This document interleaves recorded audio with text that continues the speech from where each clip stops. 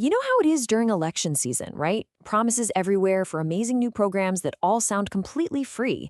But what if there was a system that forced every single one of those popular ideas to come with a real-world price tag attached? Well, today, we're going to dive into a fascinating model that does exactly that. It's a process called the budgetary ping pong. I mean, it's a story as old as time. A politician gets up on stage promising all the things we want to hear. Better healthcare, tax cuts, you name it. The crowd goes wild, votes get cast, but that one tiny little question gets skillfully swept under the rug. Who's actually footing the bill for all this stuff? And here's what happens next. Every time, that cost doesn't just vanish into thin air. Nope. It piles up and up as soaring national debt, and it pumps up inflation, which is basically a hidden tax on every single one of us. It's a bill that, one way or another, always comes due. But what if there was a different way to do things? Let's imagine a hypothetical system. We'll call it the laboratory. Now, this system doesn't say no to popular ideas. Instead, it runs them for something called a reality valve, making sure every promise faces its true cost right from the get-go. So how in the world does this reality valve actually work? Well, it all boils down to how the government is structured. It's split into two parts with totally opposite jobs. Think of it like a car. You need an accelerator to move forward, but you definitely need a brake to keep from flying off a cliff. On one side, you've got the population chamber. This is your accelerator.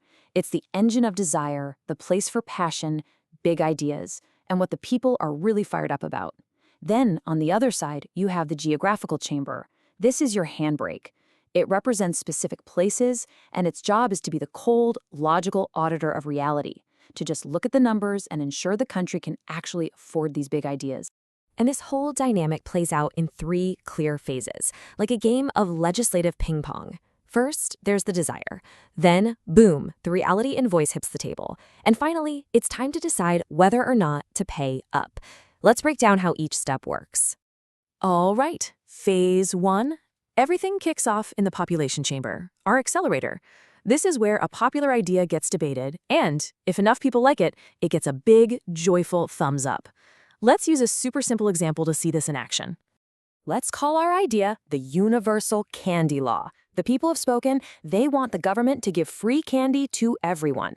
Now, here's the genius part. The system says, okay, we hear you. Your desire is officially recognized. But, and this is a huge but, it's not a law yet, not even close. Right now, it's just an aspiration, an idea, because it has absolutely no financial backing. So the desire for candy is on the table. The ping pong ball now flies over to the other side of the court. But it doesn't go to some politician who can kill it for political reasons. No, it lands on the desk of a bunch of technical experts at a place called the Federal Academy. Their only job? Put a price tag on it. And they are on the clock. The Academy gets exactly 10 days to figure out the logistics and calculate the real all-in cost. And then, and this is so important, their final report, the reality invoice, gets published for absolutely everyone to see. Total transparency. No secrets. And this is where the magic happens. The invoice isn't just some big, abstract number.